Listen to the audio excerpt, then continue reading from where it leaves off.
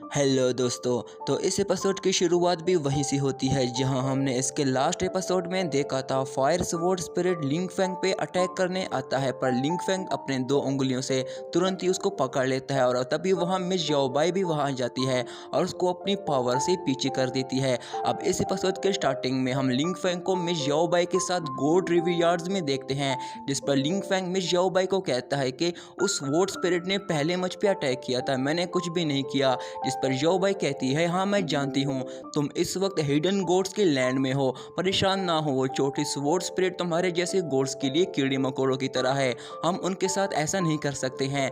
जिस पर लिंग फेंग कहता है, मुझे तो खुद यकीन नहीं हो रहा है कि इन स्वॉर्ड स्पिरिट्स की पावर्स गोड्स की नज़र से बहुत ही कीमती है। जिस पर मिस याओबाई कहती है, ये तो मामूली सी बात है, अभी तो फिलहाल तुम गोड्स रिवरयार्ड जैसी जगह पर पूरी पावर्स का यूज नहीं कर सकते हो। ये दोनों स्वॉर्ड स्पिरिट तुम्हारी गोड्स बनने के लिए तुम्हारी बहुत ही मदद करेगी, इसलिए तुम्हें उन दोनों को हासिल करना ही चाहिए। जिस पर लिंग फेंग कहता है, गोड्स रिवरयार्ड्स वाली जगह बहुत ही स्ट्रॉन्ग होती है, मेरे फादर ने इन जैसे पावर्स को कैसे हासिल किया था और मेरे फादर ने ऐसी पावर्स को मेरे लिए क्यों छोड़ा।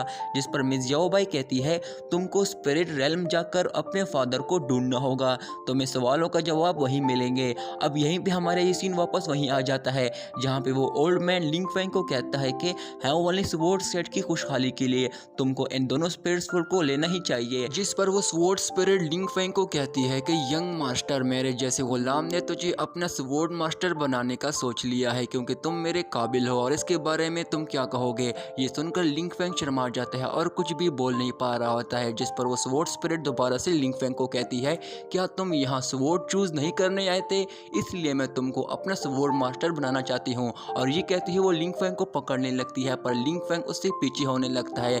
जिस पर वो पूछती है, तुम मुझसे डर क्यों रहे हो। और ये देखकर ओल्ड मैन लिंग फेंग को कहता है कि अरे मुझे तुमसे बहुत ही जलन हो रही है। जिस पर फायर स्वॉर्ड स्पिरिट उस आइस स्वॉर्ड स्पिरिट को कहता है कि तुम खुद इतनी शक्तिशाली होने के बाद इस जैसे बंदे को मास्टर कैसे बनाने का सोच रही हो। जिस पर वो स्वॉर्ड स्पिरिट उसको जवाब देती है कि तुमको आखिर इससे क्या मसला है, अगर हम दोनों रिकवर हुए हैं तो इसकी वजह से हुए हैं, इसकी भी इज्जत करनी चाहिए और इसके लिए उससे बात करके उसको मनाना होगा, तभी हमको कोई मास्टर मिलेगा। और ये कहती है वो लिंग फेंग के पास जाकर उसको कहती है, तुम मुझसे डरो नहीं, इस तरह तुम मुझे ना देखो। और मेरे बारे में सबसे बड़ी अच्छी बात यह है कि मैंने डीमंस गोड से फाइट करते वक्त अपनी जान तक दे दी, पर इस दुनिया को मैंने बचाया है, इससे बढ़कर और क्या हो सकता है। जिस पर लिंग फेंग कहता है, अरे माफ़ करना, मुझे ये नहीं पता था। जिस पर वो स्वॉर्ड स्पिरिट कहती है, इसमें माफ़ी मांगने की कोई ज़रूरत नहीं है, लोगों का दिल हर किसी की तरह बुरा नहीं होता, बस इस लंबे सफ़र में सिर्फ अपना ध्यान रखना चाहिए। अब तभी वो स्पिरिट स्वॉर्ड खुद से कहता है कि मैं सालों तक यहाँ इंतज़ार करता आ रहा हूँ, पर इस जैसा कोई स्वॉर्ड मास्टर आज तक नहीं आया, और अब इस आइस स्वॉर्ड स्पिरिट के जाने के बाद मैं अकेला हो जाऊँगा। जिस पर वो लिंग फेंग को कहता है, मैंने सोच लिया है, मैं भी तुमको अपना मास्टर बनाने के लिए तैयार हूँ, माफ़ करना, पर क्या तुम भी इसके लिए तैयार हो। जिस पर लिंग फेंग जवाब देता है, हाँ क्यों नहीं। जिस पर आइस स्पिरिट लिंग फेंग को कहती है कि ये तो अच्छी बात है, क्योंकि फ्यूचर में मेरे और फायर स्वॉर्ड की वजह से तुम गॉड बनने के काबिल बन जाओगे। जिस पर लिंग फेंग पूछता है, वो कैसे। जिस पर आइस स्वॉर्ड स्पिरिट कहती है, ये 5 डिवाइन स्वॉर्ड हज़ारों सालों पहले कई बार डैमेज हुई हैं, जिसकी वजह से अभी तक ये पूरी डिवाइन सोर्स की को रिकवर नहीं कर पाए हैं। ये स्वॉर्ड स्पिरिट की बॉडी में जाहिर नहीं होती, इसलिए मुझे उम्मीद है कि बाद में तुम डिवाइन क्रिस्टल को साथ लेकर आओगे और इसके ओरिजिनल डिवाइन की को जमा कर लोगे। जिस पर लिंग फेंग कहता है, सीनियर्स जैसे आपने समझाया मैं वैसे ही करूंगा, मैं अपनी पूरी कोशिश करके इससे भी अच्छा करूंगा। जिस पर ओल्ड मैन लिंग फेंग को कहता है, तुम्हारा जज्बा देखकर मैं तुमको कुछ बताना चाहता हूँ, इस वोट के अंदर हेवनली स्वॉर्ड सेट का एक एंसेस्टर है, अगर कोई मौका मिला तो मुझे उम्मीद है तुम इसकी डिवाइन सोर्स को भी ज़रूर रिकवर कर सकते हो। उसको देखकर लिंग फेंग पूछता है, क्या यही सीनियर अभी तक जिंदा है। जिस पर वो ओल्ड मैन बताता है कि ये लिमो युआन है, पुराने ज़माने में हेवनली स्वॉर्ड सेट का स्वॉर्ड गॉड था जो प्राचीन युद्ध में अकेले ही जिंदा बच गया था। जिस पर लिंग फेंग कहता है, मुझे यकीन नहीं होता, हेवनली स्वॉर्ड सेट का अभी भी एक स्वॉर्ड गॉड अभी तक जिंदा है। जिस पर ओल्ड मैन कहता है, प्राचीन युद्ध के दौरान इसने अपनी ओरिजिनल डिवाइन सोल को ख़त्म कर दिया था और इसकी आखिरी सांस बच गई थी, जिसकी वजह से इसने तुरंत ही खुद को सील कर दिया। यहाँ ऐसे बहुत से स्पिरिट स्वॉर्ड्स हैं जो सभी प्राचीन युद्ध से हैं, इनको यहाँ लाकर सील किया गया है। जिस पर फायर स्वॉर्ड स्पिरिट लिंग फेंग को कहता है, हम दोनों मिलकर तुम्हारे हमारे बॉडी में अब रिफाइन हो जाते हैं। और इतना कहते ही वो दोनों स्वॉर्ड स्पिरिट रिफाइनिंग के लिए डिवाइन सोल में चेंज हो जाती है, जहाँ लिंग फेंग बैठकर अपने कल्टीवेशन की मदद से इनको अपनी बॉडी में ऑब्जर्व कर लेता है।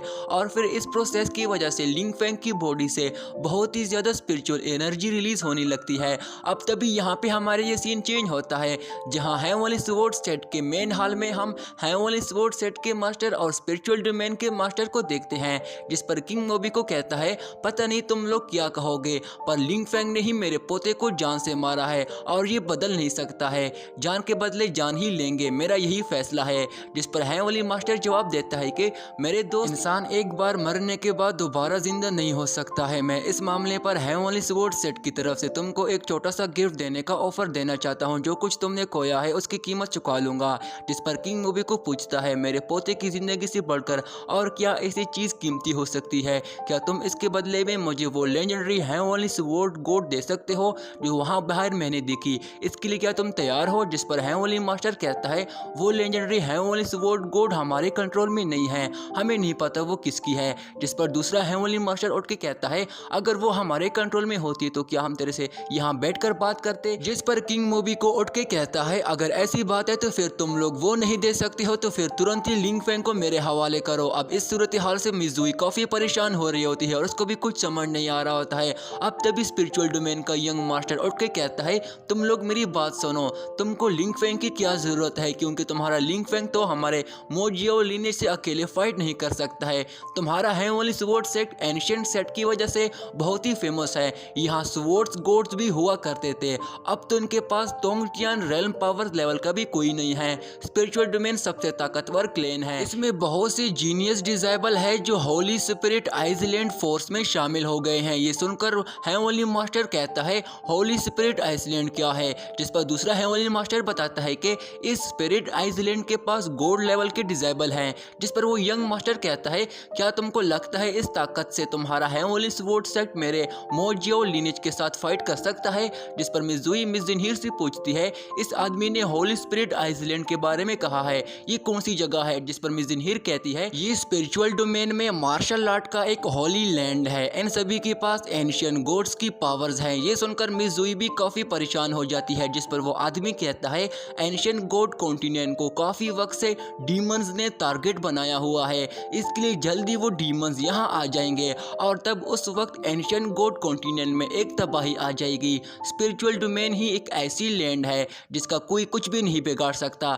अगर तुम मुझे लिंग फेंग को हवाले करते हो तो मैं वादा करता हूँ हेवनली स्वॉर्ड सेट की ट्रेनिंग के लिए लोग और युद्ध के लिए बहुत से सोल्जर दूंगा। ये सुनकर हेवनली स्वॉर्ड सेट का एक स्टूडेंट कहता है, अगर हम स्पिरिचुअल डोमेन रेल्म के सुपर बिग सेक्ट में शामिल हो गए तो हमारे पास भी गॉड्स लेवल के पावर्स को अचीव करने का एक मौका मिल जाएगा। जिस पर किंग मोबी को कहता है, मैं भी एक और सच बता दूं, एंशिएंट गॉड्स कॉन्टिनेंट की शील्ड बैरियर की दीवारों में अब बहुत से क्रैक्स आ गए हैं, जिसकी वजह से अब डीमंस अब आसानी से वहां अंदर आ सकते हैं। जिस पर हेवनली मास्टर हैरान होते हुए पूछता है, क्या सच में एंशिएंट गॉड्स रेल्म के दीवारों में क्रैक्स आ गए? जिस पर किंग मोबी को कहता है, अगर यकीन नहीं होता है तो जाकर देख लो। मैं यही कहूंगा कि जल्द से जल्द इसके लिए अपना कोई प्लान बना लो और इस मुश्किल से खुद को निकालने के लिए अगर तुम मुझे लिंग फेंग को हवाले करोगे तो मैं तुम्हारे साथ बैठकर इसका कोई हल निकालूंगा। और ये कहती दोस्तों हमारा ये वाला पार्ट भी एंड हो जाता है। इसकी वीडियो ज़रा बराबर भी अच्छी लगी हो तो वीडियो को लाइक कीजिएगा और मेरे चैनल को भी सब्सक्राइब कीजिएगा। इसकी अगली वीडियो में मैं अपलोड करने वाला हूँ। शुक्रिया।